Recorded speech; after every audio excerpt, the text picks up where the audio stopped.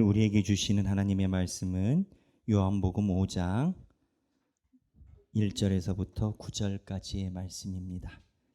요한복음 5장 1절에서부터 9절까지의 말씀입니다.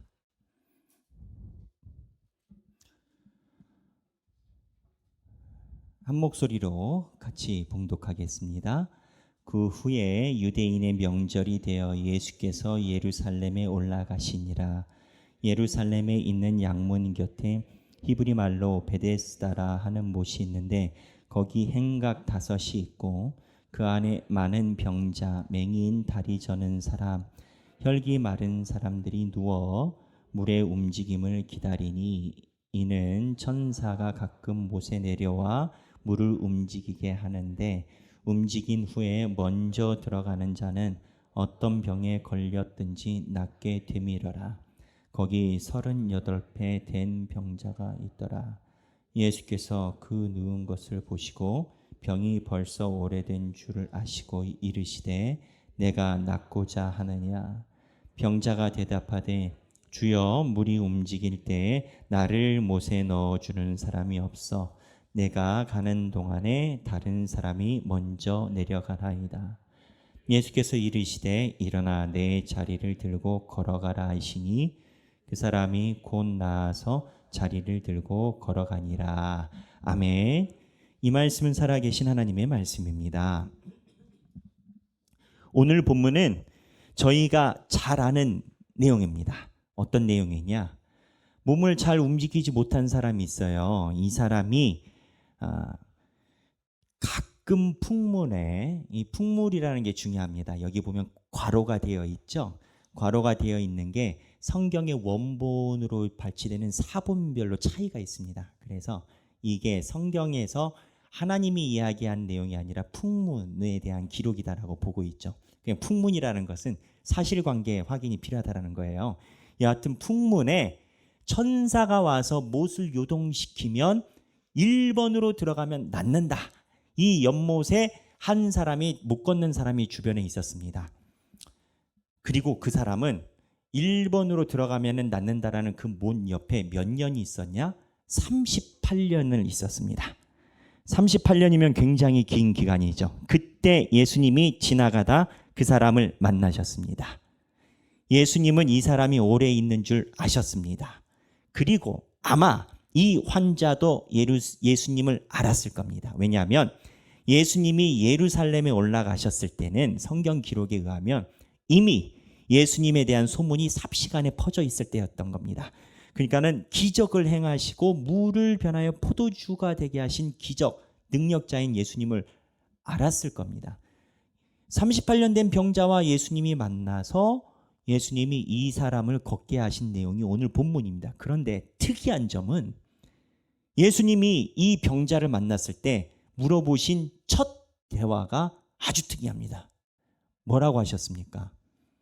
본문에 의하면 예수께서 그 누운 것을 보시고 6절에 벌써 오래된 줄 아시고 38년을 하셨다라는 거죠. 이르시되 내가 낫고자 하느냐. 낫고자 하느냐. 왜 물어보실까요? 아니, 낫고자 원하겠죠. 환자가 38년 동안 거기 누워 있었으면 낫고자 원하겠죠. 아니, 병원에서, 큰 병원에서 원무과 앞에 또는 인포메이션 앞에, 안내 앞에 환자들이 서 있으면 그 환자들이 거기 왜 서 있겠어요? 치료받으려고. 근데 이 상황을 이야기를 하면 병원 로비에서 접수처 앞에 사람이 앉아 있는데 예수님이 지나가다가 접수하고 있는 사람한테 가서 병원에 오셨어요? 낫고 싶으세요? 그럼 이 환자가 초면에 그럼 내가 나으려고 병원에 왔지. 지금 여기 왜 이렇게 쳐다볼 수 있는 상황이라는 겁니다. 그러니까 예수님이 낫고자 원하느냐라는 이 질문이 매우 특이하다라는 거예요. 그런데 이 예수님의 질문이 그냥 한 질문이 아닌 것을 금방 알 수가 있습니다. 예수님이 몰라서 물어봤을까요? 아니요. 아셨어요. 그러면 예수님이 물어본 목적이 있어요. 이 목적이 있는데 그 목적에 대한 답을 누가 보여주냐? 이 환자가 보여줍니다. 예수님이 낫고자 원하냐라고 물어봤어요. 근데 환자가 뭐라고 대답하냐면 7절에 병자가 대답하되 주여 물이 움직일 때에는 나를 못에 넣어주는 사람이 없어 내가 가는 동안에 다른 사람이 먼저 내려가나이다 라고 이야기를 해요. 이게 왜 특이하냐면 예수님이 네가 낫고자 원하느냐 했을 때 예수님인 줄 알고 있고 그리고 예수님이 기적의 소문의 주인인 것을 알고 한다면 대부분 답이 어떻게 나와야 되느냐? 네가 낫고자 원하느냐 하면 주여 나를 불쌍히 여기소서 낫게 하여 주옵소서. 이게 답이거든요. 근데 이 환자분은 특이한 게 예수님이 낫고자 원하느냐 했더니 물이 동할 때 나를 밀어주는 사람이 없어서 내가 가기 전에 다른 사람이 먼저 내려간대. 안 된다라는 것을 전제하고 안 되는 이유를 이야기를 하고 있는 겁니다. 안 되는 것을 이미 깔고 예수님한테 내가 왜 못났냐면요 라고 이야기를 해요. 예수님이 이 환자에게 물어본 거는 네가 소망이 있는 것처럼 여기 누워있지만 네 안에 너는 소망을 안 믿고 있다라는 거예요. 이게 역설적인 게 이 환자는 38년 동안 자기의 몸이 나을 것 같은 못에 소망을 가지고 왔어요. 그런데 38년 동안 이 환자에게 쌓인 건 소망이 쌓인 게 아니라 안 되는 이유들만 차곡차곡 쌓인. 이 안 되는 이유에 대해서 얼마나 많이 고심을 했는지 예수님이 낫고자 하느냐 물어봤을 때 38년 동안 누워 계시던 분의 답변치고는 요점이 간단하고 핵심이 정확합니다. 나를 못에 넣어주는 사람이 없어. 내가 가는 동안 다른 사람이 먼저 들어가니 나는 못 났습니다. 그러면 못에 왜 있어요? 못에 왜 있어요? 근데 예수님이 이야기하고 싶은 건 너가 모세 하나님의 기적을 믿고 와놓고 너는 네 안에 기적이 안 일어날 것이라는 다른 믿음과 확신이 있다라는 것을 예수님이 지적을 하시는 거예요. 그런데 이게 우리랑 멀지 않습니다. 우리가 하나님의 교회 말씀을 왜 봅니까? 그리고 교회를 일주일에 한 번 여기 왜 나옵니까? 예수 그리스도가 생명의 근원, 요한복음 나중에 가면 예수님이 내가 생수의 강이다라고 얘기를 하시거든요. 이게 5장에 있는 이 베데스다 목과 연계가 있습니다. 예수님이 생수의 강이다. 내가 너희들의 모든 것을 치료해 주는 근원이고 나에게 나온 자는 모든 것이 주 안에서 평안하리라라고 얘기를 하지만 교회에 나오면서 신앙생활하는 사람들이 내가 예수 잘 믿어서 잘 될까라는 것에 안 되는 이유를 정확하게 다 가지고 있습니다. 다는 아니겠지만 한국교회 대부분의 신앙인들은 내 속으로는 예수를 잘 믿는다라고 생각하고 있는지 모르지만 실제로 예수를 만나서 네가 낫고자 원하느냐 하면은 내가 왜 교회에 하나님의 말씀에 집중해서 살아갈 수 없는지 본인의 이유가 더 분명합니다. 주님, 워라밸 인생이라 제가 해야 될 게 많고요. 주님께서 또 무언가 나에게 말씀해 주신 건 아는데 목사님들이나 그렇게 살지 저희가 그렇게 살았다가는 밥 못 벌어 먹어요. 그리고 주일날 와요. 하나님의 말씀에 의해서 우리의 성령의 인치심에 의해서 살아갈 수 있다라고 고백하지만 그래도 현실이라는 거를 버릴 수 없죠. 예수님이 이 환자에게 물어보신 이유는 이 환자 안에 베데스다 못에 붙어 있지만 사실은 가장 소망이 없는 그 모습을 이야기를 하려고 하시는 거예요. 근데 성경에 잘 보면 우리가 그냥 성경을 보니까 그렇지 예수님을 만나서 치유를 받은 그 환자들이요. 예수님 보고 치료해 주시다라고 요청한 경우가 많지 않습니다. 예수님이 소문에 휩싸여 있고 기적을 행사하고 유대인과 바리새인들이 그것 때문에 경계하는 것을 알매도 불구하고 성경을 보잖아요. 그러면 예수님이 먼저 치유해 줬지 예수님께 치료해 주세요라고 예수님에게 소망을 가진 사람이 많지 않아요. 오히려 예수님이 왔을 때 예수님이 소망이 아니라 예수님 때문에 신경 쓰인다고 예수님을 거부한 사람도 있어요. 성경의 기적을 체험한 사람 중에 누가 있나? 나중에 집에 가서 찾아보세요. 이거 찾아보면 시간이 오래 걸리니까 제가 정리해서 왔는데 누가복음 4장에 보면 누가복음 4장 34절에 귀신 들린 여자가 있습니다. 귀신이 들려서 평생 고통을 받고 있어서 예수님이 치료해 주려고 가요. 근데 이 귀신 들린 여자가 예수님을 거부합니다. 왜요? 이미 소망이 없음에 억눌려 있는 상태입니다. 예수님이 소망을 이야기하며 안 믿기는 정도가 아니라 이제는 그 소망 자체가 나에게 괴롭다라는, 교회를 아무리 다니고 많은 생활을 해도 예수님이 말씀하시는 소망이 나에게 피곤하다라는 거예요. 이 귀신 들린 여자는 예수님에게 가시라고. 근데 예수님이 소망인 것을 드러나게 해줘요. 그 다음에 보면 오른손 마른 자를 예수님이 치료해 주십니다. 누가복음 6장인데요. 오른손이 마른 게 뭘까요, 여러분? 오른손이 있어요, 있긴. 근데 혈이 없어요. 그래서 뼈만 있는 거예요. 오른손 마른 자는 오른손을 당연히 못 쓰겠죠. 그 당시 의학으로 안 돼요. 이 오른손 마른 자도 누가복음 6장에 예수님이 고쳐주셨는데 한 번도 예수님에게 고쳐달라고 이야기한 적이 없습니다. 그리고 누가복음 13장에 보면 18년 동안 귀신 들려 앓으며 꼬부라져 조금도 펴지 못하는 여자가 있어요. 상상해 보세요. 18년을 살았는데 귀신이 들려가지고 끙끙끙 앓고 꼬부라져서 조금도 펴지 못하는 여자. 예수님 만났을 때 도와주세요 한마디도 없습니다. 수종병 든 자. 누가복음 14장에 신장염이 이제 이 수종병이 뭔가 했는데 현대학자들이 추정하기에 신장염이래요. 신장염이 이제 투석이겠죠.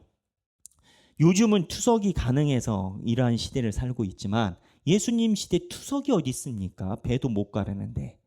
이 신장염 수종병 든 사람이 예수님을 만났는데 온몸이 퉁퉁 붓고 그러니까 예수님에게 고쳐달라고 얘기도 못해요. 그리고 요한복음 9장에 날 때부터 맹인인 사람 나타나는데 이 사람은 날 때부터 맹인이어서 빛을 본 적이 없는데 예수님이 고쳐주십니다. 그런데 특이한 건 그 사람이 고쳐달라고 예수님한테 얘기한 적 없어요. 오늘 내가 낫고자 원하느냐 물어볼 때 이 사람도 사실은 예수님한테 치료해달라고 얘기한 적이 없는 겁니다. 무슨 얘기냐? 소망이 없음이 내 삶을 억누르고 있는 겁니다. 베데스다 못에 기적을 보고자 왔지만 아니라라고 이야기를 하고 나는 베데스다 못에 소망을 두고 왔다라고 본인은 생각할지 모르지만 사실은 내가 소망이 안 됨을 내 삶에 짓누르고 있는 상황이에요. 예수를 믿지만 예수 말대로 살아가기에는 자기가 용기가 안 나는 거예요. 예수를 믿지만 예수 말씀대로 살아갈 생각이 없는 거예요. 근데 곰곰이 살펴봤어요. 이 혈기 마른 자나 소망이 없는 사람들이 독특한 게 있어요. 그리고 이거를 저만 본 게 아니라 스펄전이라는 유명한 설교학자가 쳐다봤더라고요. 뭐냐? 예수님이 지금 언급한 사람들은 다 안식일에 고치셨습니다. 안식일에 예수님이 고치신 사람들의 명단이에요. 저는 예수님이 안식일에 치유한 본문 만날 때마다 조금 아쉬웠어요.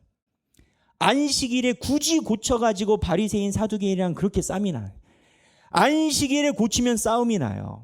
안식일에 아무것도 하지 말라라는 안식일 규례가 있는데 예수님이 병 고쳤다 하면 어디서 그렇게 나타나는지 사두개인, 바리새인, 서기관들이 와서 안식일에 일했다 하고 고친 거는 관심도 없고 사람이 살아난 건 관심도 없고 예수님한테 안식일에 일했다라고 시비를 걸어요. 완전 이게 본질이 흐려져 버립니다. 그게 안식일이에요. 그래서 제가 예전에 성경 볼 때 예수님도 참 요즘 말로 노빠꾸다. 월요일 날 하시지. 하루만 넘기면 되는데 왜 안식일에 굳이? 지금 얘기하는 사람 6명이 6명. 6번 붙은 거예요. 6번. 굳이 한편으로 위로는 돼요. 나는 예수님보단 낫다. 근데 이 말씀에 비밀이 있더라고요. 예수님이 안식일에 사람을 고치신 이유가 있어요. 뭐냐? 월요일부터 토요일까지는 네가 생각하는 소망을 붙잡고 살아가지만 안식일은 인자가 주인이다. 안식일의 주인은 인자다. 이 인자가 누구를 얘기를 하느냐? 예수님을 이야기를 해요. 그러니까 안식일에 치유받은 사람들에게 예수님이 하고 싶은 말은 너희가 붙들고 있는 소망을 내려놓고 이제는 내가 너희들의 모든 소망인 거를 잘 바라라는 거예요. 근데 은혜가 뭐냐면 안식일에 예수님의 이러한 기적을 받은 사람들은 예수님께 도움을 구할 소망 자체가 끊겨져 있는 사람들입니다. 이 사람들이 소망이 왜 끊겨져 있냐? 현실적으로 볼 때 자기 삶에 소망이 없음이 객관적, 논리적, 현실적, 사회적 모든 것으로 볼 때 명확하다라는 거예요. 귀신 들린 자, 그 당시 의술로 어떻게 귀신 들린 걸 해결해요? 오른손 마른 자, 혈기가 없어서 뼈만 남아있는데 그 당시 의술로 이 팔을 인공팔을 갖다 붙이지 않는 한 어떻게 해결을 봐요? 18년 동안 귀신 들려서 꼬부라져 있는데 의술로 되겠어요? 안 되지요. 수종병, 신장병인데 지금처럼 투석 기술이 없어요? 안 돼요. 날 때부터 맹인은 답이 없어요. 이식 수술을 하지 않는 한. 오늘 혈기 마른 자도 마찬가지예요. 이 사람들의 기본적인 특징이 뭐냐? 예수님을 빼고 소망을 빼고 현실의 눈으로 이 사람들의 삶을 보면 객관적으로, 논리적으로, 합리적으로 할 게 없다라는 거예요. 의학적으로. 근데 이 사람들만 골라서 예수님이 안식일 날 치유하세요. 무슨 얘기냐? 너희들의 날이 토요일이 끝나야 너희들의 인생에 아무것도 없다라고 바닥을 칠 때 그때 예수만으로만 된다라는 그 날이 온다는 거예요. 그래서 안식일이고. 그리고 나서 본문을 보니까 이 베데스다 못에 있는 혈기 마른 자가 다시 보여요. 여러분, 이 베데스다 연못에 있었던 혈기 마른 자의 병명이 뭘까요? 대부분 주의하는 사람들은 안진뱅이 병으로 추정을 합니다. 안진뱅이 병, 못 걷는다니까 일어나 걸으라 했으니까. 근데 성경 본문을 자세히 보면요, 병명이 안 나와 있어요. 요한복음이 굉장히 신비한 문서예요. 요한복음이 신비한 문서고 신비한 문서에 의도가 있는데 여기 보면 5장 3절에 이 근처에 있는 사람들의 병명을 얘기를 해요. 그 안에 많은 병자가 있는데 맹인, 다리 저는 사람, 혈기 마른 사람이 누워. 자 보세요. 맹인, 다리 저는 사람, 혈기 마른 사람들이 누워. 지금 이 환자에 대해서 지적하고 예수님이 일어나 걸어라 있는 자리를 차고 일어났기 때문에 안진뱅이를 추정하지만 안진뱅이로 성경에 나오지 않아요. 무슨 얘기냐? 맹인도 자기 스스로 연못을 찾아가지 못합니다. 다리 저는 사람은 이미 시작 땅 할 때 꼴찌예요. 혈기 마른 사람들이, 혈기 마른 거 뭐에 가까운지 모르겠지만 여러분 어지럼병이나 이명을 한번 경험해 보신 분은 아시겠지만 혈기 마르거나 피가 없다라고 생각하면 세상이 돕니다. 일어나 있지 못해요. 구토 나와요. 제가 경험해봐서 알아요. 구토 나와요. 그러니까 이 말씀의 본문의 특징이 뭐냐? 이 본문이 이야기하는 것은 세상이 이야기를 할 때 세상의 방법이 이미 다 끊긴 사람이라는 거예요. 그러니 안식일에 치유받은 모든 사람은 세상적인 방법이 다 끊긴 사람에게 예수님이 오셔서 내가 네 인생의 안식일이다라는 거예요.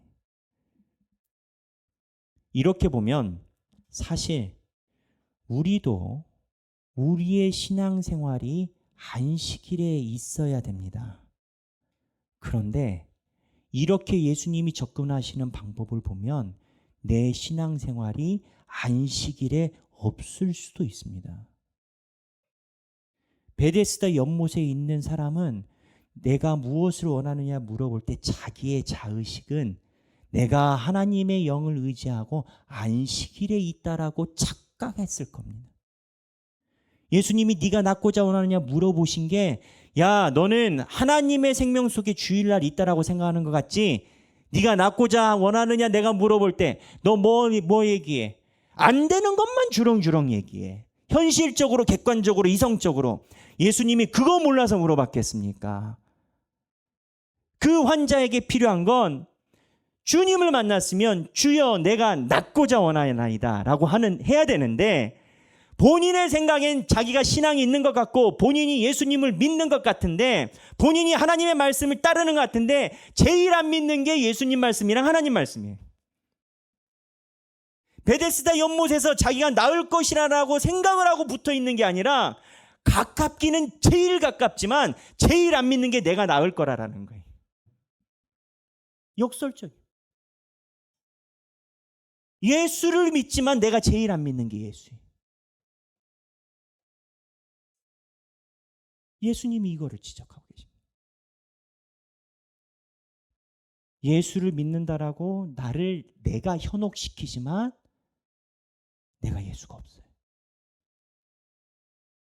38년 동안 베데스다 연못에서 남들이 볼 때는 소망을 가지고 연못에 붙어 있다라고 추정하지만 남들이 추정하는 거지 본인은 38년 동안 소망이 없어요.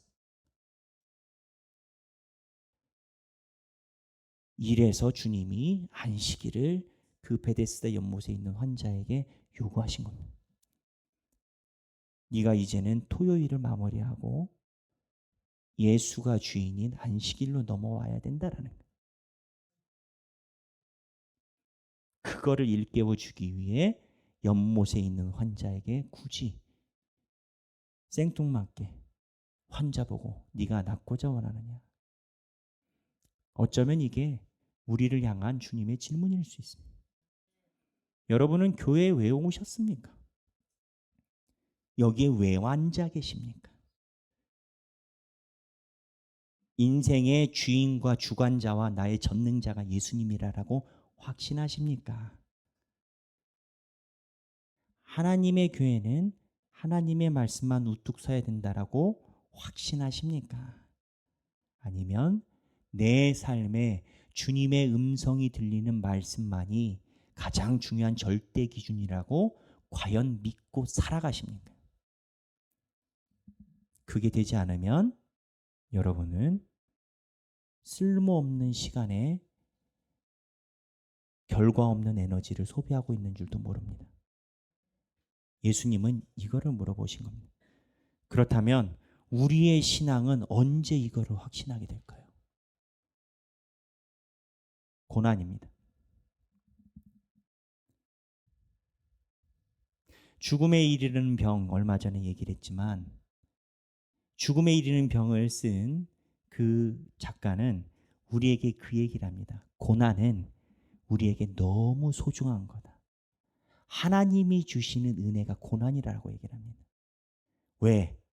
고난이 왔을 때 내가 의지하고 월요일부터 토요일까지 살았던 그것이 고난과 환난이 오면 한 방에 날아갑니다. 왜? 뿌리가 없는 거니까.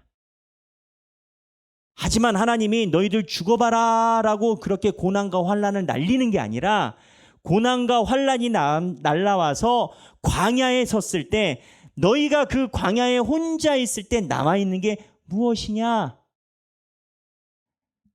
내가 힘들 때 무엇이 남아있느냐? 그거를 하나님이 우리에게 물어보시는 겁니다. 고난은 우리에게 내가 가지고 있는 소망을 분별해내게 합니다. 고난과 환난은 내가 의지하는 바를 드러내게 합니다. 내 삶의 환난과 고난은 내가 베데스다 연못처럼 그것인 것처럼 살아갔지만 실제로 네가 그것이 무엇이냐를 드러내게 하는 것이 고난과 환난입니다. 그래서 하나님이 주시는 고난과 환난이 은혜인 겁니다.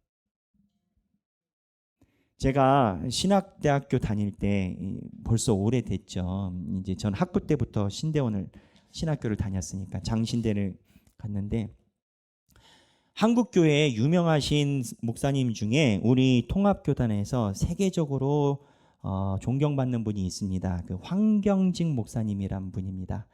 들어보신 분들도 있겠습니다만 영락교회라는 곳의 원로 목사님이시고 우리나라에서 굉장히 존경받는 목사님이죠. 세계적인 그 종교의 노벨상이라는 것도 타셨던 분이고 그 목사님이 유명한 일화가 그 노벨상, 종교계 노벨상이라는 걸 세계에서 탈 때 그 시상식에서 뭐라고 얘기를 하셨냐면 저는 이 상을 받을 자격이 없는 자입니다. 저는 일제 침탈 시기에 예수 그리스도를 배신한 배교자입니다. 제가 이 상을 받을 자격이 없습니다. 그렇게 얘기하셨던 목사님입니다. 근데 그 목사님이 지금은 별세하셨죠. 제가 신학교 다닐 때 그때 이제 마지막 그 기력이 쇠하시기 전이었습니다. 마지막으로 저희 학교 와서 채플 예배 시간에 설교를 하신 적이 있습니다. 그 목사님을 그 교회에서 굉장히 영락교회인데요. 영락교회에서 존경하고 사랑하니까 그 목사님이 하자라는 것은 교인들이 대부분 다 합니다. 영락교회는 굉장히 큰 교회죠.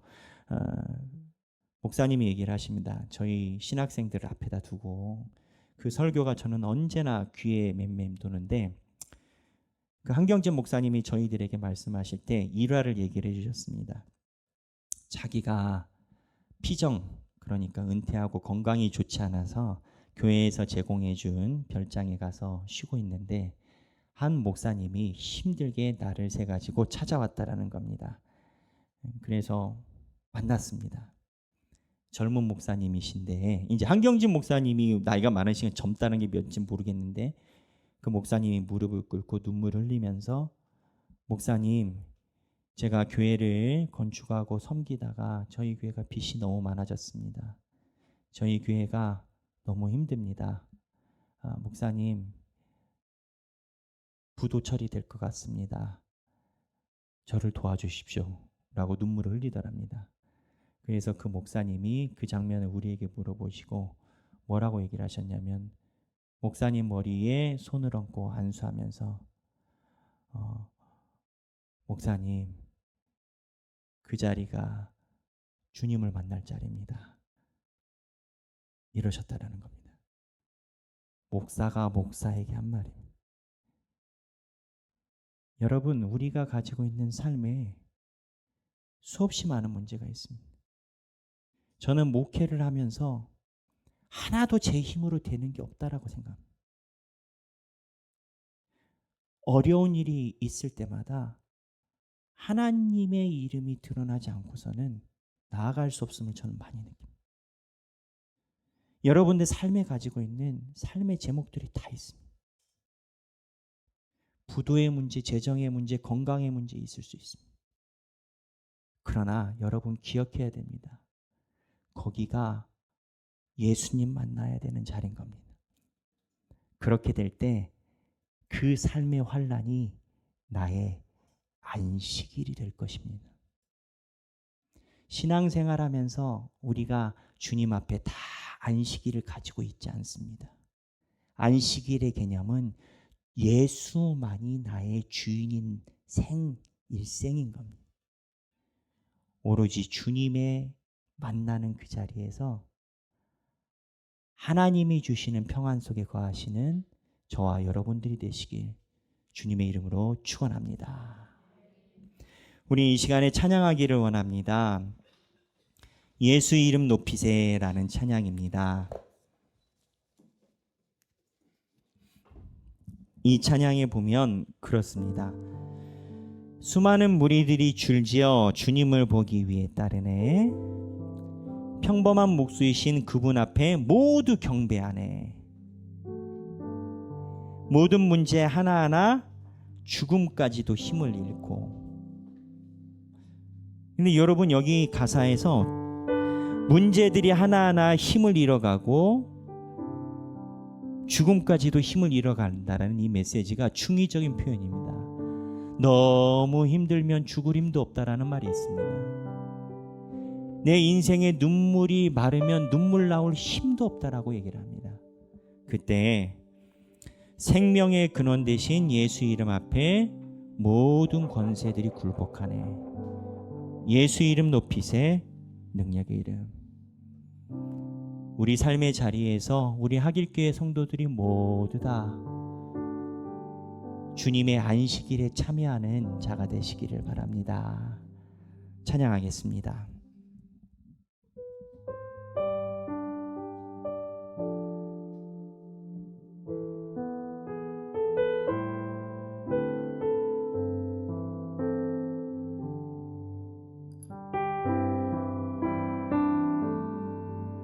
수많은 무리들 줄지어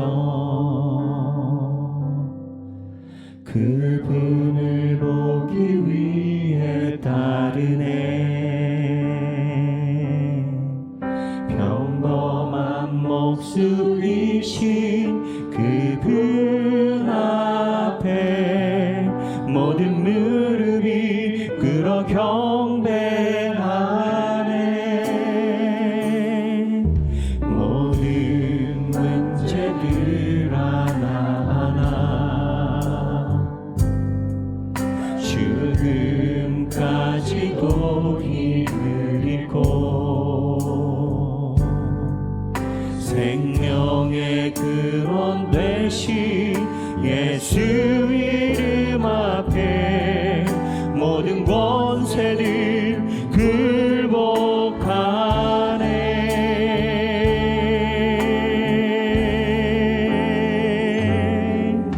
예수 이름 높이세, 능력의 그 이름. 예수 이름 높이세, 구원의 그 이름. 예수 이름을 부르는 자,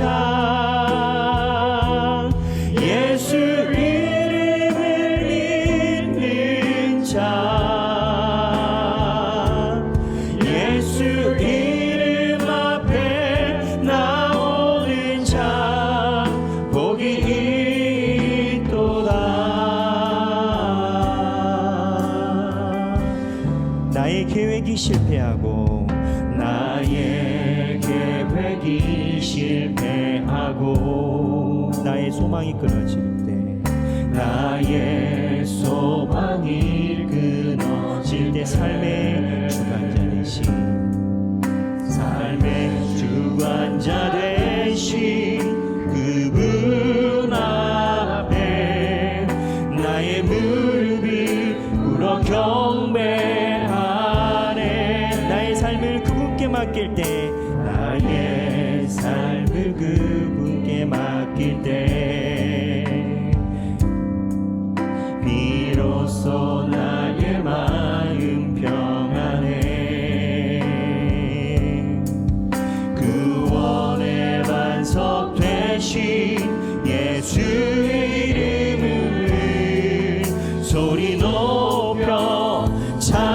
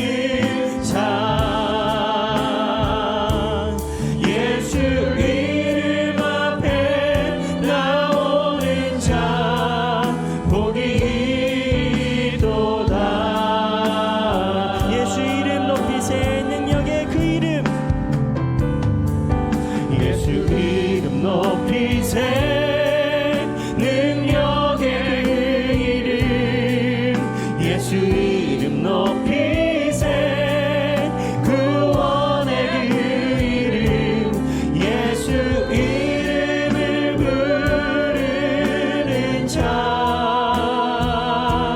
예수 이름을 믿는 자 예수 이름 앞에 나오는 자 복이 있도다. 나 주의 이름 높이며 주님의 이름을 찬양하기를 원합니다. 나 주의 이신 이름 높이며 우리에게 하신 위대한 일 감사세. 오직 신하시는 사랑 온 땅과 하늘 위에 계셔 홀로 영원하신 이름. 다 주의 크신 이름 높이며 다 주의 크신 이름 높이며 우리에게 하신 위대한 일 감사세. 오 주의 신실하신 사랑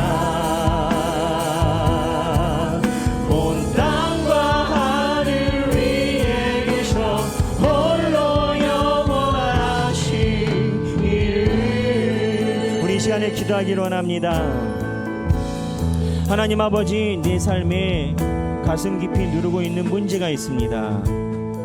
마치 손 마른 자처럼 안진뱅이 환자처럼 내 힘과 세상의 환경과 여건으로는 도저히 방법이 보이지 않는 많은 문제들이 있습니다.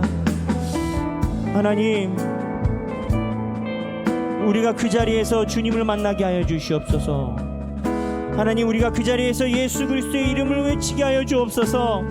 하나님, 우리가 그 자리에서 그날이 우리의 안식일이 되게 하여 주옵소서.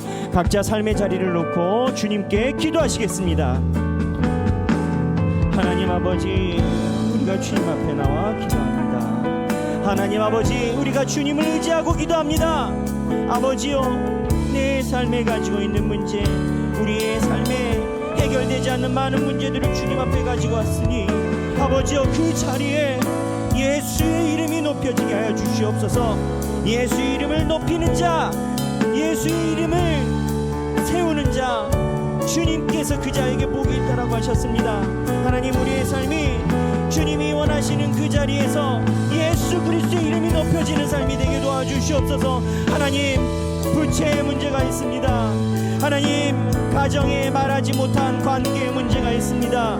하나님 아버지, 내가 말하지 못하는 깊은 상처가 있습니다. 하나님 아버지, 내 마음에 누구도 건들지 못할 만한 그 마음의 깊은 곳에 눈물이 있습니다. 하나님, 그곳에 우리가 주님의 이름을 높이게 하여 주시옵소서. 하나님이 말씀하시고 주님이 말씀하신 걸 듣는 우리의 삶이 되게 하여 주시옵소서. 하나님의 말씀에 순종할 자세가 되어 아버지의 믿음이 주님께서 주시는 믿음을 받아들이는 우리가 되게 하여 주시옵소서. 나라의 견 여러분, 주님께서 붙들어주사 나라의 견 나라의 주님께서 우리의 삶에 역사하여 주옵소서.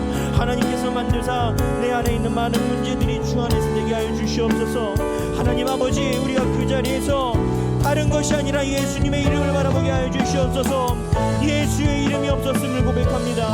하나님, 베데스다 못에 38년이 아니라 100년 동안 붙어 있었지만 내가 안 믿었음을 주님 앞에 고백합니다. 예수의 이름이 드높아지는 그 순간이 되게 하여 주시옵소서. 제가 기도하겠습니다.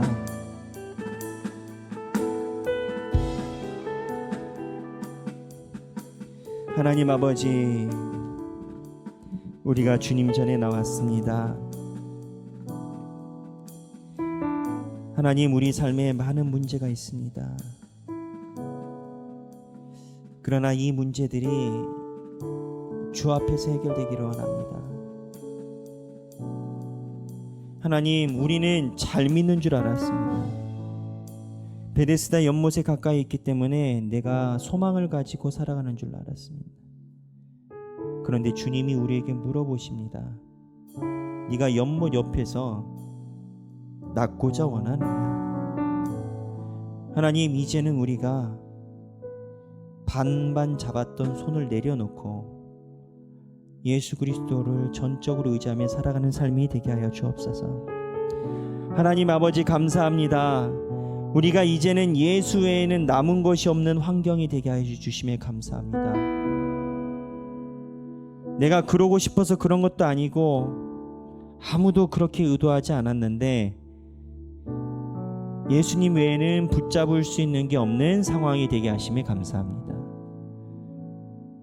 우리가 그 자리에서 예수님을 부여잡을 때 우리의 삶이 인자가 주인이 되는, 예수가 주인이 되는 안식일이 임하게 하여 주옵소서. 그리할 때 세상이 주지 못하는 축복이 하나님의 얼굴을 바라보고 눈을 들어 주님을 구하는 모든 성도들의 삶에 가득 임하실 줄로 믿습니다. 오늘 그런 마음으로 주님 앞에 안식일에 예물을 봉헌 드립니다. 내 삶에 진정한 쉼이 되는 안식일이 예수님이라는 마음으로 드린 봉헌 위에 하나님께서 성령으로 믿음의 선물을 주사 토요일 12시를 넘어서 주일 안식일이 되는 삶이 온전히 이루어지도록 축복 허락하여 주옵소서. 이제는 우리 주 예수 그리스도의 은혜와 하나님 아버지의 극진하신 사랑과 성령님의 감동 감화 교통하심이 이제는 베데스다 못에서 소망이 있는 것처럼 나를 속이고 살았던 시절을 보내고 예수님만 주인이 되는 안식일이 되어 살아가기 원하는 사랑하는 주님의 백성들 머리 위에 지금으로부터 영원토록 함께 계시길 성부와 성자와 성령의 이름으로 간절히 축원하옵나이다. 아멘.